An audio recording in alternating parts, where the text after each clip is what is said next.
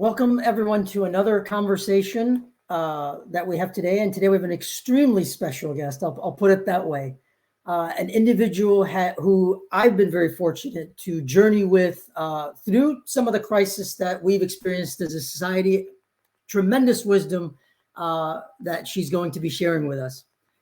Ever so briefly, if you will, my name is Sai, and I'm a business transformation and change consultant. I partner with organizations to really help them calibrate their business models and operating models to maximize their impact. And one of the key things I focus on, if you will, as a catalyst, is really helping individuals and teams and organizations deal with the reality, deal with their own identity. Human nature is very, very key in that mix as well, and really leverage that to ensure their aliveness through awareness to maximize that impact. I emphasize this particularly today relative to Michele, who will be joining us here in a minute. I'm going to say a few comments and then invite her in to elaborate, if you will, as to the wisdom that she brings forward. She coined the term gray rhino about the obvious, the impactful, the probable events, if you will. And that was in her first book in 2016, The Gray Rhino. Her follow-on book, You Are What You Risk, in 2021, extended the story even further, tremendously. She deals with financial risk policy, corporate risk, governance, business continuity, etc.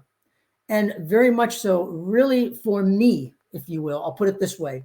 The Gray Rhino focused on human nature and how she emphasized our relationship with risk from a human nature perspective. And then You Are What You Risk took it to a whole different level with identity. So with all of that, if you will, this is an individual who truly brings so much forward that we could all learn from. Michele Wucker, please welcome to the conversation, my friend.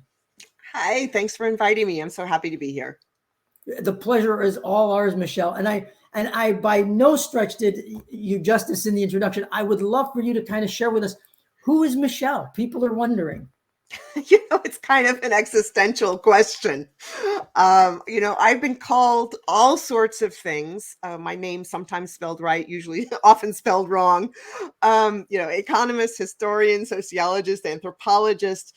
I started my career as a journalist, but please don't call me that because that's not what I am anymore. Early in my career, I wrote a lot about finance, emerging markets, finance, switched over to the analysis side and the policy side, focusing very much on the global economy.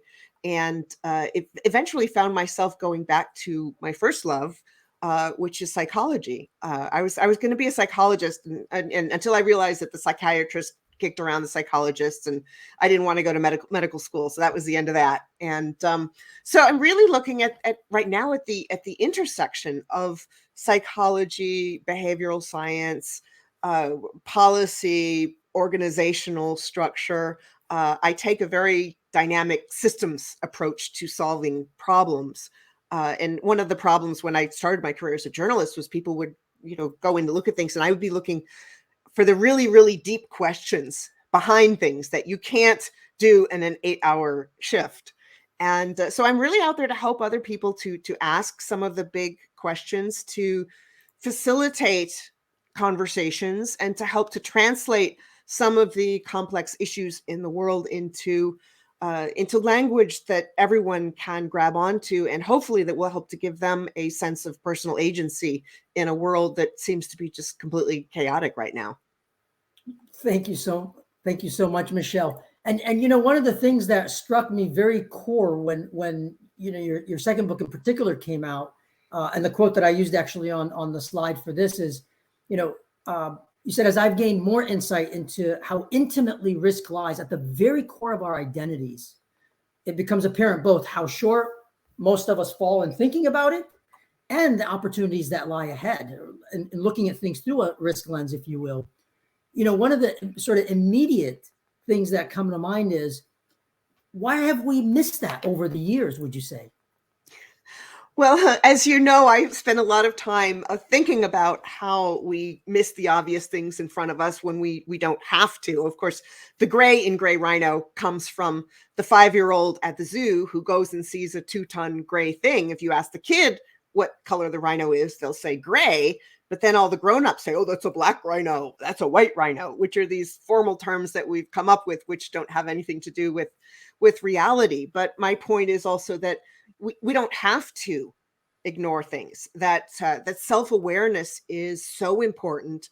And what's really been on my mind as I was writing You Are What You Risk, and as I've been talking about it, is how many decisions we make without understanding what's really influencing those decisions. Whether it's sort of our innate personality and our bias towards responding a certain way, whether it's how we've grown up, how we've whether we've had success or not with the risks we've taken in the past, and then the processes, the habits, the people around us, the even the physical environment. And I read somewhere, but unfortunately after I finished the book, otherwise I would have put it in there, that we make about 35,000 decisions or choices every single day. And I think of risk as synonymous with a choice. And many people think of risk as just the potential for loss, but others just see the potential for gain. And I want people to look at it as a whole. And when you look at the risks that people take, that tells you so much about them.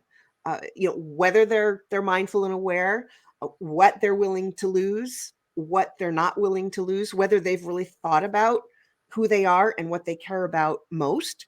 And so for each of us, when we are making choices, we need to be conscious of what that tells the world about our purpose, about who we are, and about how authentic and trustworthy we are. Beautifully expressed. And our awareness is core to it, exactly to your point. And if we're not aware, we're making decisions almost just in a sense, there's a randomness element to it, how we're making decisions that we ourselves are not aware of. It's random to us, even though there is a pattern that you notice if you pay attention to it. So it's this relationship between rational decisions and emotion. And I've found that a lot of people who focus so much on reason and analysis, which is a lot of the policy and finance world that I come from, don't give enough attention to emotion, the role of emotion behind decisions. And the people who decide emotionally don't spend enough time looking at the facts. And I think these two sides really need to come together, because policy is about affecting the choices that people make. And you can't do that unless you understand what motivates them and how they make decisions, and also to create some sort of common understanding about what the risks are that you face, as a community, as a group, as a company, as a country or society. Michele, are you finding as people are encountering your work, especially the second book in particular, let alone the first book, if you will, are the shifts happening? I mean, are they truly beginning to embrace, digest the wisdom that you're offering them? I certainly hopeful. I only hear from a few of them. A friend of mine emailed me, a professional contact emailed me recently about having decided to change their job. And part of it was after reading the book. People have said that it's sparked conversations in their relationships. Sometimes you'll have a couple where both people make decisions in similar ways and have similar tolerance for risk. In other cases, I mean, like in my family, my mom and dad are totally different. And that's probably how I became obsessed with risk, by trying to figure out how to navigate this clash of views on how to see the world. But people have told me how that they've used it in their businesses. One banker in China told me that she had made a big loan to a company, and she started really worrying about it. And she said that she'd look at the takeaways at the bottom of each chapter of The Gray Rhino. She'd look at a different set of those bullets every day. And because of that, she convinced this company to pay the loan back early. And a few months later, they went bankrupt.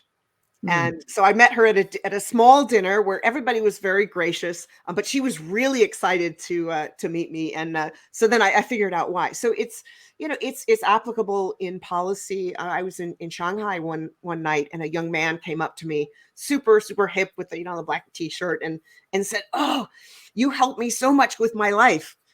which was amazing because the Gray Rhino was really written for policy and finance and business. And so I was surprised, but absolutely delighted by that. And, a friend who was way behind on their taxes actually sat down and got a couple of years, didn't get all the years kicked out of the way, but people are definitely starting to make strides. And so that makes me really, really happy. And quite honestly, Michele, as I've shared with you before, it is core to the work that I do with clients. I mean, I really help them begin to shift. And if you don't mind, I want to quote, actually, in the Gray Rhino, you had a particular line in there where I always start with this particular line, Michele. And the quote is, recognizing the quirks of human nature that shape our decisions has the power to change our actions. And that snags the mind. Yeah, absolutely. It's like there are these little gremlins running around in there. And it's like the big gray rhinos running around the world. You can either ignore them, which doesn't work out so well. They'll take things over. Or if you learn how to channel their power, you can actually do something really, really great. And with risk decisions, for example, if you know that you don't like uncertainty, you don't like not knowing what the outcome is going to be, you don't like taking risks, the possibility of loss. And some people are even afraid of getting what they want. They're even afraid of the possibility of gain. They don't want to admit that. Then what you need to do is surround yourself with people who can help to pull you towards a happy middle. And you should create processes, make sure that you ask yourself certain questions. And you can even do things like choose fragrances that make you more confident, or chill the room, crank up the AC, because colder temperatures make us more risk seeking, or eat spicy food. You can do things that can actually change how you make those decisions, so that even if you don't make decisions the way you like to see yourself making them, you can push yourself in that direction. So once you're aware of your innate tendencies, you can optimize your environment around you, from what kind of company you work for, to what kind of role you play at the job, to the people you surround yourself with. Very, very, very well said. And quite honestly, there's a portion actually in particular in You Are What You Risk. When people read what you've written about the distinction and the illusion between risk and uncertainty, it strikes at the core of people's being, quite honestly. Yeah, it fascinates me that people don't define risk the same way. And part of the reason I wrote You Are What You Risk was that when I was going around the world talking about the gray rhino, a lot of business continuity professionals, or chief risk officers, risk managers, talked about the challenge of trying to get people in the rest of the company to pay attention to them, and to not be stuck in this silo. And part of that, I think, is the way that risk has been talked about. In classical economics, risk is an uncertainty that you can quantify. You can calculate the probability of it, assign a number to it, and then you can actually trade it and make money from it, and use quantitative measures to try to mitigate it. But people don't realize that sometimes those numbers that we assign are a lot squishier than we'd like to think. And uncertainty is the thing that you have no idea. And it's interesting seeing some of the psychological experiments that have been done. For example, you get a big fishbowl full of blue and yellow balls.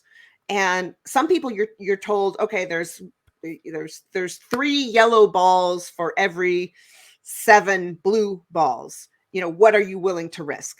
And the other person is told, we have no idea what the mix is. And those are 2 very, very different sets of conversations and decisions. And so the uncertainty is the one where you don't know the odds, you don't know anything. And I found that taking risks, that making decisions in situations where you have some idea of the odds, tends to build up your risk capacity, just like a muscle. And that makes you more comfortable making decisions in situations where you really have no idea how it's going to turn out. And uncertainty really involves letting go of some control, being aware of what you can control, and everything else just breathing out and letting it go. And that takes practice too. Very well said. And you actually stole my thunder as well, because it goes into the control factor. Exactly. The illusion of control in particular. And that too strikes at the core. I don't have as much control as I thought I really do. Yeah, well, there was an article that went viral from The Atlantic a few years back, and I mentioned this in the book, and it was about how much time you leave to go to the airport, which I love to bring up in corporate workshops because it always gets a real laugh because people really take it to heart.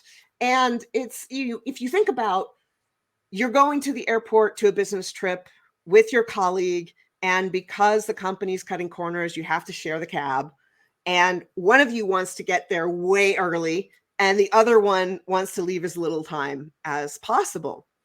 And it drives people nuts. But if you can sort out the reasons behind those, you can try to come to some happy agreement. For example, like I have TSA pre, so I can get into the fast lane when I'm checking in, and I just take the carry-on, so I don't usually have to check a bag. So I know that reduces the time. But I live in Chicago, and traffic to O'Hare is uncertain at best, So, and there have been times in the past where I've almost missed a plane because of traffic. And so I like to leave extra time, and I don't like to be stressed when I'm sitting down. But what was interesting in this article is that they quoted a psychologist saying that the people who leave as little time as they possible and really race the clock might not be less stressed about missing the plane than the person like me who's going to leave more time. It's just that they're controlling what they can control. And they're like daring circumstances to go against them. It's like the story about the guy who's looking for his keys under the street light.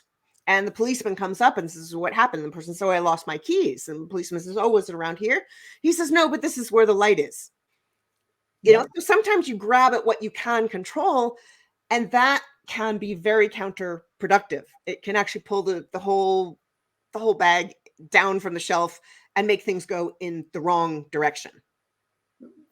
Well said, as always, Michele. And a few of the key concepts that really grab, if you will, from a very practical sense from the book in particular, having a notion of risk aversion, risk savviness, and risk seeking. And depending on the person who you're going to the airport with, there's different degrees of all of those factors at play. Absolutely. Although I have to say, I've come to really hate the word risk aversion, partly because it's misapplied, often to women and to millennials and to minorities, because risk aversion technically means that you choose the lower risk option, all things being equal. And all things are rarely equal. A 5'2" woman versus a 6'4" man going down a dark alley at 3 a.m. are totally different risk scenarios. There's research that shows that if a woman is in a gender atypical position and makes a mistake, she's penalized way more than a man in either a gender typical or gender atypical position. So, those risks are different, but there is research showing a very significant overlap in risk tolerance and risk preferences between men and women. And I prefer to use words like risk aware, and risk astute. Those are two much better A words, or, risk savvy. And I think that women and men often do think about risk in different ways. There's some research showing that women are better at taking risks in certain situations. And the biggest difference actually has to do with knowledge and experience. And when you have an inexperienced woman and an inexperienced man looking at the same risk, in that situation, the man's more likely to say, okay, they're more likely to leap before they look. And the woman's more likely to get the information that's important to make a good decision.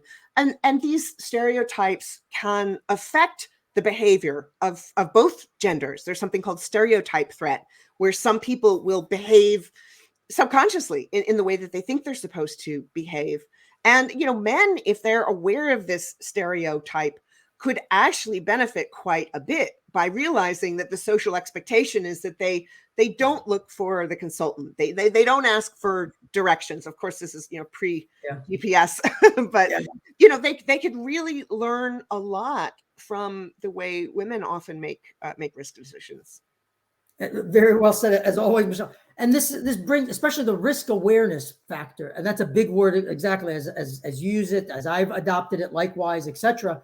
Being risk aware, and as I always tell people, it's the in between of all of those things that you got to consider. And the reason I'm saying it that way is it really moves the concept forward in terms of the fingerprints, risk fingerprints. I would love for you to kind of talk about that a little bit, Michele.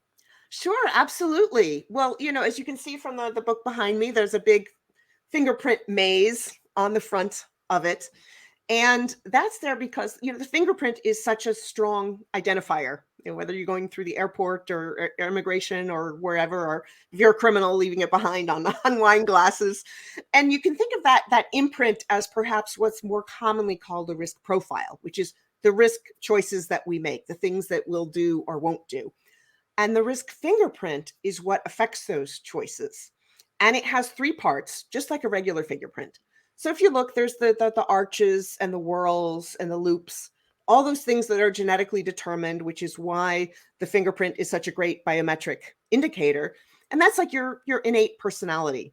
I use a tool called the Risk Type Compass, developed in the UK, that helps people to understand whether they're more impulsive or methodical in making decisions, and whether they're more anxious or calm when they're making a choice, when they're taking a risk. And a lot of those characteristics you can't change. That's who you are. The second part is just like what happens if you cut your knife. You cut your finger with a knife and it leaves a scar. It's your lived experience. And that interacts with the personality. So there are some people who will cut their finger and they say, oh, well, I cut it. I put a Band-Aid on it. Everything was fine. It healed in a week. I want to be a sushi chef. Work with knives all the time. And somebody else will have the same experience, and connected with their underlying personality, they'll say, I just want sporks from now on. Don't give me any knives. Butter knives, plastic silverware. And so those two interact, and the lived experience depends on whether you've had successful risks in the past, whether you made choices that worked out or don't. Again, that's different. I've heard that some VCs don't mind taking on an entrepreneur, a founder who's failed in the past, because they know that person has taken big risks. They know that they can pick themselves back up again and move forward. And then there are other people who just crumple. So you have those 2 parts. And then the third part, again, like your real finger, is the environment. So if you work manual labor, your fingerprint is very calloused. If you spend too long in the bathtub, it's all wrinkly. If you use shea butter, it's nice and soft. And if you use too much shea butter, it's blurred. Yeah. And so that's a part that you can control. And that's what I really try to get people to focus on, which is your physical environment, the temperature, the light, the sound, the food you eat. And the social part is very, very important. Having people with diverse risk fingerprints around you can help you to make up for areas where you might be weaker.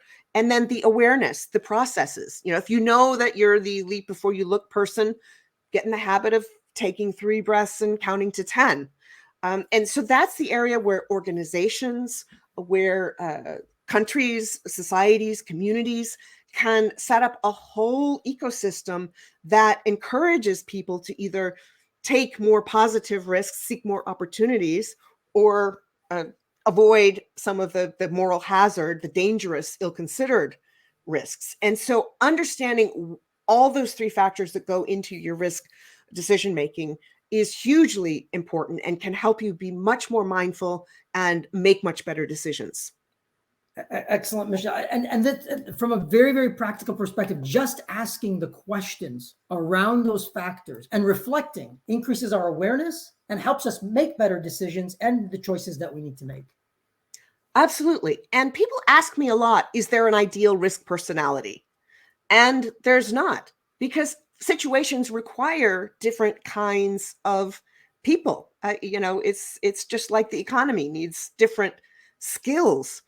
Jeff Trickey, who I interviewed in the book, who's the creator of the risk type compass, told me a story about a survey he did with a company.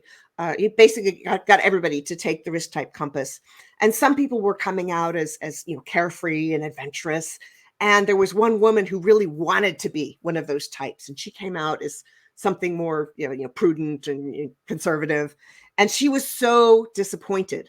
But then this was right when GDPR, the European data protection regulations, were coming out that make you click 1,000 times and get carpal tunnel syndrome from clicking all those agree to cookies things, which I think are actually dangerous, but that's another story. That was when that was happening. And she was the only one who really had the mindset to go through and make sure that they were in compliance and not going to be fined. And then she felt a lot better about that skill. So it's a matter of making sure that your environment works. I mean, if you are a person who doesn't like change, who likes to let other people make decisions, maybe going to work for a startup where they move fast and break things is not the best risk environment for you.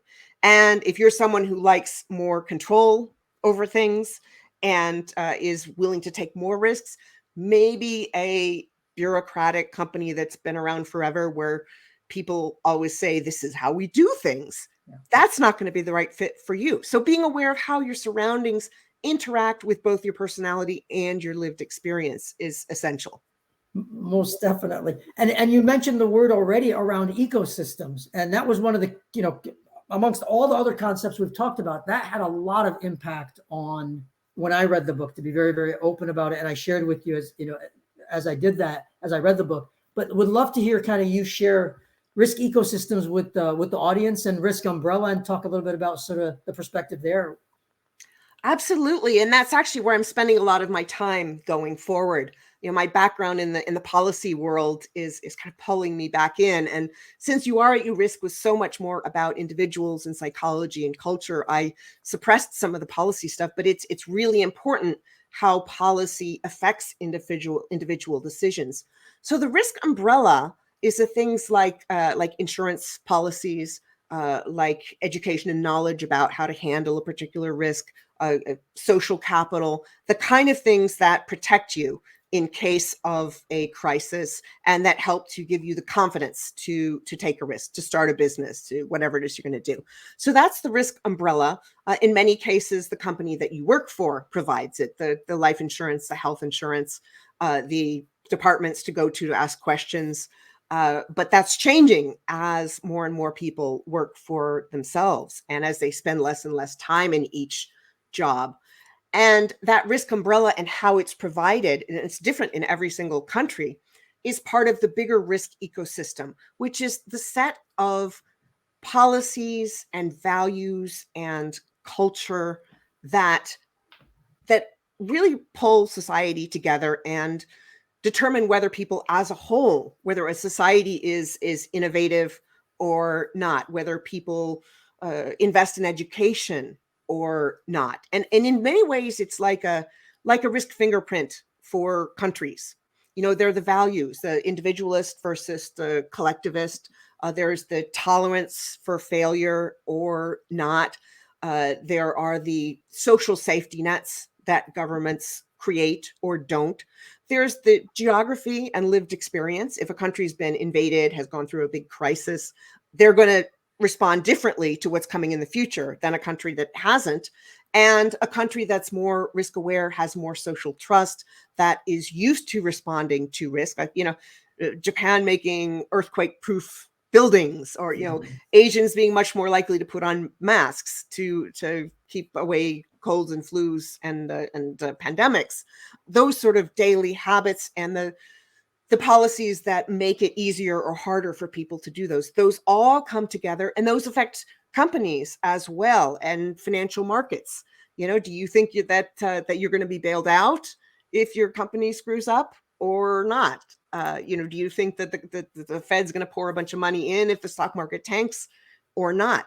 So those big 30,000 foot decisions affect what each one of us does in daily life, whether we think about it or not. And we should be thinking about it.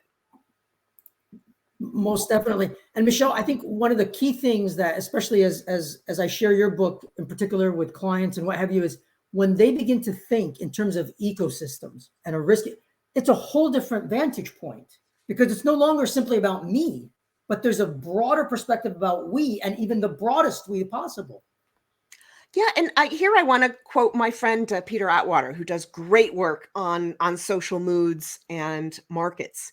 And he talks about how during times of crisis, people's focus narrows. It's the me, here, now. But what you really want is an us everywhere forever kind of attitude that's going to create stronger societies and stronger companies. And that often happens during boom times and sometimes even beyond the parameters he's set out in a not necessarily healthy way. But the perspective you have, who you're thinking of, very much affects the risk that you're going to take. There was a quote in the book from someone about how nurses and doctors during the pandemic made different decisions based on whether they had kids at home or not, because they weren't just thinking about risk to themselves, but also to the family or people who had grandparents. And that's really, really important, whether you're thinking about just yourself or your neighbors or other people, and thinking about the interdependence that you have. Very, very well said. And you brought up another key thing, which enters the picture very subtly, is the time factor. As we have this perspective, the interplay of time, if you will, is a very critical aspect. Yeah, the thing that surprised me most was some research about languages and whether your language has a strong time and tense indicator Yeah. or not. And the languages that don't have as much of that were more likely to be spoken by people who do have longer term outlooks. And it's interesting if someone asks you, what should I invest in? You can't answer that question really unless you know what's your investment's time frame. I love this concept of patient capital. Who realize that there are some investments that you're not going to see yields for years and years and years, and they can ride out some of the bumps much more easily than someone who's just riding markets up and down. But then again, a trader who makes money every time they trade, they love the volatility. Yep. And so people are going to have different perspectives on what's an okay risk or not, depending on that, and also depending on where they are in life and what the risk. When you've got kids, you've got different considerations. When you're older, you've got a lot more knowledge and you've got less time left, and you've got very different priorities. And so these considerations do change, and you are going to take different risks, partly because you perceive certain risks differently as time goes by, and partly because those risks themselves change. People think about risk often as something that's the odds. It's like it's 30% chance it's going to rain today, and they don't realize how much risk is like a room full of funhouse mirrors. That the very act of observing a risk can lead you to thinking through possible responses that actually reduce the possibility that the risk spirals out into a crisis. So that in turn actually changes the nature of the risk itself. Yeah. And Michele, this is one of the reasons. I mean, when I read the book, I immediately said it's a foundational treatise that really offers us a paradigm shift, especially for the times that we find ourselves in now and moving forward. So thank you for contributing your wisdom all around. What another key question, if you will, just kind of get your vantage point. What can we do day to day to embrace this kind of perspective, Michele? It all starts with self-awareness. There are a couple questions I ask that are hugely powerful and catalyze all sorts of realizations. And one is really, what's the biggest risk that you've ever taken? And I was asking this for a while, and some journalists came back to me and said, okay, smarty pants, Michele, what's the biggest risk you've ever taken? And I thought about it, and it was like a kind of a health career choice. And as I explained the circumstances, I realized that I should also be asking, what's the biggest risk you didn't take? Yeah. Because something that to the outside looked like a big risk, quitting a job as an analyst on Wall Street to go write a book, in a country where there are lots of men with guns walking around, that might seem like a really risky thing to do. And for me, it was a question of what I was supposed to be doing, what really made me feel fulfilled, what my biggest contribution was. And I felt like if I stayed where I was going to be sick. This debate in my head came after a health crisis. And I thought, it's not career or health. It's like, if I don't pay attention to the health and to the purpose, then the career part of it is irrelevant. And so what looked like a really big risk to the outside was actually the second biggest risk that I was considering in life at the time. And so if people ask those two questions to themselves, it's a huge start on the path to self-awareness.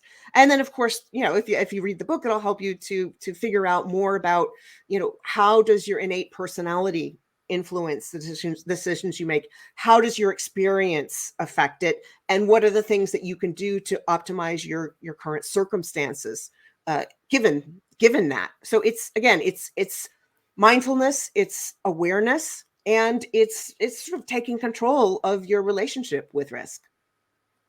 Very, very beautifully said and summarized, Michele. There's one other question that comes to mind, especially, the book came out in 2021, if you will, things after you wrote the book, that you've encountered perhaps, that, say, hey, I would have loved to have encountered some of these things so I could have included them in the book. Anything sort of after the publication? Well, it's funny because some of those things actually happened while I was writing the final draft of the book. It was supposed to be done at the beginning of 2020. Then, of course, we had some things happening in the world at the time. And my Chinese publisher reached out and asked if I could specifically write about COVID.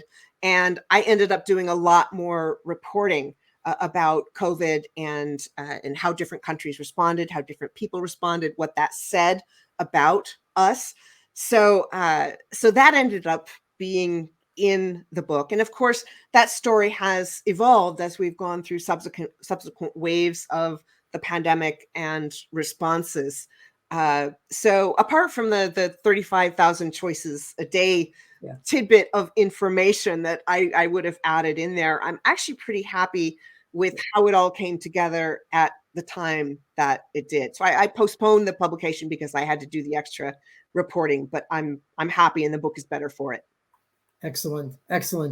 And we definitely look to the future work, if you will, that and your wisdom that continues to grow and really impact us, quite honestly, day to day in everything we do. My good friend, any sort of closing thoughts before we sign off? Anything for our listeners and those that have joined us today? Well, just to really be aware of your relationship with risk, and to ask yourself, going back to the gray rhino, I started asking the question about our risk relationships when I was trying to understand even more in depth why some people see the gray rhino coming at them and deal with it, and other ones don't. And so if you're aware about your relationship with risk, take that and take it back to these questions about what are the big obvious risks that you may be overlooking. Be brutally honest with yourself on both. What's my gray rhino? What's my risk fingerprint? And how do I optimize the third part, the environment part of the risk fingerprint, to be better at taming the gray rhinos in my life? Excellent. And that truly is the challenge, to become that aware and understand our relationship with the risk in every facet that you've described, and make the choices and decisions that serve all dimensions best. Excellent. Thank you so much, Michele, for making the time. We'll definitely have more conversations next month in particular, and we'll dive even deeper wherever you'd like to take us. But thank you so much for your wisdom. We look forward to future work that you'll be sharing with us. So thank you so much, Michele. Thank you. It's always great to talk with you, Cy. Likewise. Thank you so much, my friend. And thank you for all those that have joined us. And likewise, thank you for those that have listening. And we look forward to next month. Thank you, Michele.